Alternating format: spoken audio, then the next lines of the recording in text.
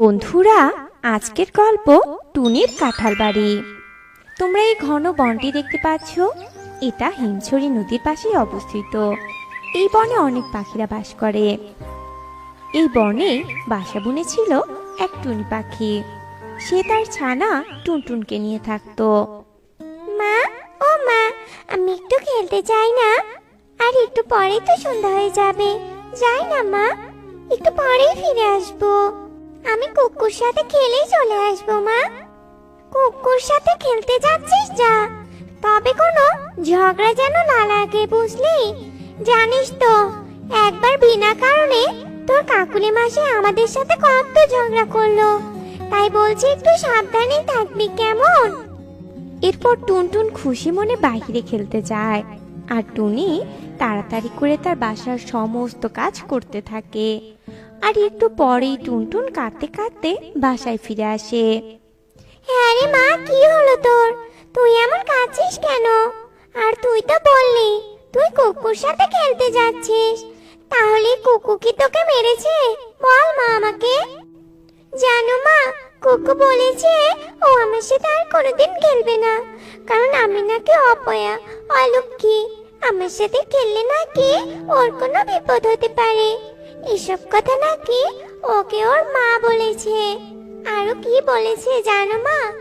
আমার জন্মের কদিন আগেই বাবা মারা গেছে বলে আমি নাকি বাবার মাথা খেয়ে এসেছি। না না সোনা, আর কাঁদিস না। আর ওদের কথাতে তুই কোনো কষ্ট পাস না মা। ওরা তোকে এসব মিথ্যে কথা বলেছে। চল তো মা, আমরা এখন দানাগুলো খেয়ে নেই। আর একটু পরে তো রাত হয়ে যাবে।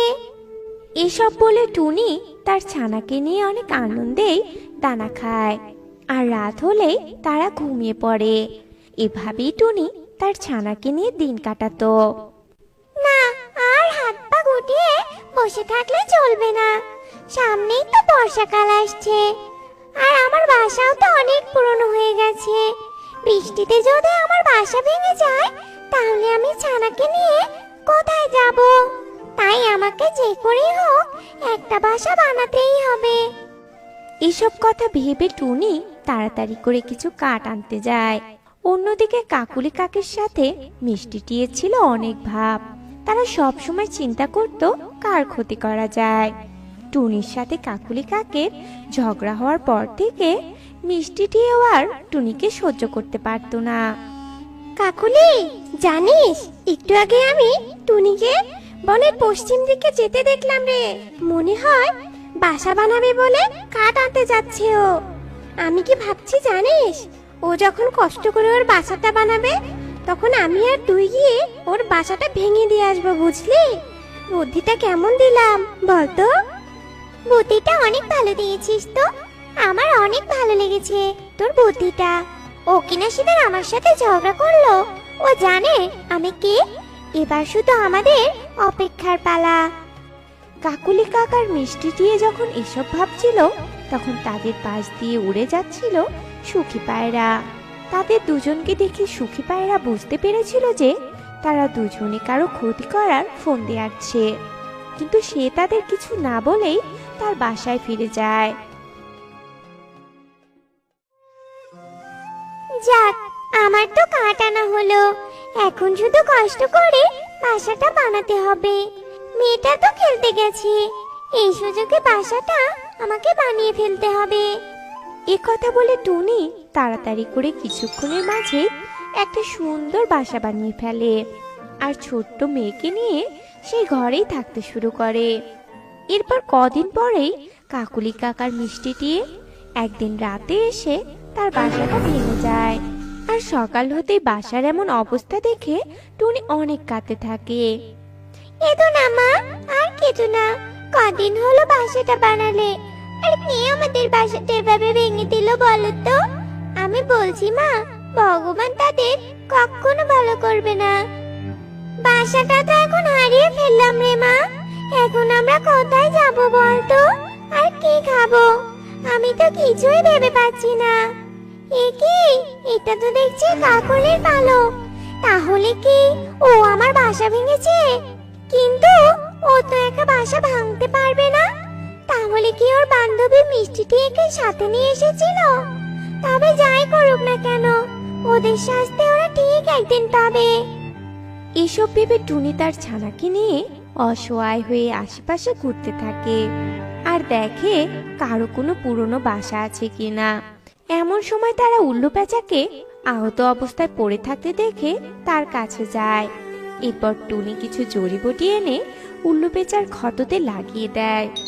এরপর ব্যথা কমলে উল্লু পেঁচা বলে, তোমাকে অনেক ধন্যবাদ টুনি, আমায় এমন সাহায্য করার জন্য।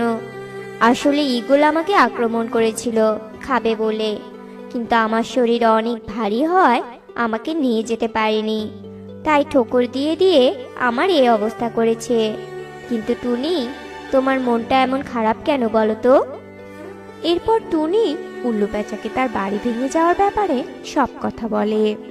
সব শুনে উল্লু পেঁচা জাদু করে টুনিকে একটা বড় কাঁঠাল বাড়ি বানিয়ে দেয়, যা দেখে টুনি আর টুনটুন অনেক খুশি ছিল। টুনি, আজ থেকে তুমি এই কাঁঠাল বাড়িতেই থাকবে, কেমন? এই কাঁঠাল বাড়িতে তোমার কোনো কিচ্ছুর অভাব থাকবে না। এই কাঁঠাল বাড়িতে যা দানা আছে সেগুলো তুমি আর তোমার মেয়ে খেয়েও শেষ করতে পারবে না। আর আমায় সাহায্য করার জন্য তোমায় আমি এটাই উপহার দিলাম। এই কথা বলে উল্লু পেঁচা উড়ে সেখান থেকে চলে যায় আর টুনি তার ছানাকে নিয়ে সেই কাঁঠাল বাড়িতেই থাকতে শুরু করে। অন্যদিকে হঠাৎই ওই জঙ্গলে প্রচন্ড খরা দেখা দেয়। অতি খরার কারণে বনে জল শুকিয়ে যায়, জলের অভাবে গাছপালা মারা যেতে থাকে। এভাবেই কয়েকদিন যাবার কারণে বনের অনেক পাখি মারা যেতে থাকে। মা মা, জানো বনের খুব খারাপ অবস্থা, খাবারের জন্য সব পাখিরা মারা যাচ্ছে। আমি এক্ষুনি দেখলাম সুখী পায়রা মাসি, মিষ্টি টিয়া আর কাকুলি মাসিরা সবাই মাটিতে পড়ে আছে। বলিস কি মা? তবে চল আমরা এক্ষুনি ওদের হাসপাতালে নিয়ে যাই, না হলে ওরা মারা যাবে। এরপর টুনিও তার ছানা গিয়ে তাদের হাসপাতালে নিয়ে যায় আর চিকিৎসা করিয়ে তাদের সুস্থ করে তোলে। সুস্থ হয়ে কাকুলি কাক বলে, টুনি বোন, তুমি আমাদের ক্ষমা করে দাও, আমরা তোমার অনেক ক্ষতি করেছি। সব সময় তোমাকে কথা শোনানোর ফন্দি খুঁজে বেরিয়েছি, আর তোমার এত কষ্ট করে বানানো বাসাটা আমরাই ভেঙে ফেলেছি। হ্যাঁ গো টুনি বোন, তুমি আমাদের ক্ষমা করে দাও, কিন্তু এখন আমরা কোথায় যাব? আমাদের বনে তো কোনো খাবার নেই, না খেয়ে তো আমরা আবারও মরতে বসবো। সেসব নিয়ে তোমরা একদম ভেবো না, তোমরা এখন আমার সাথে আমার কাঁঠাল বাড়িতে চলো। সেখানে তোমরা ততদিন থাকবে যতদিন বনের এই সমস্যা দূর না হবে। টুনির কথা শুনে পাখিরা অনেক খুশি হয় আর মনের আনন্দে টুনির কাঁঠাল বাড়িতে গিয়ে থাকতে শুরু করে।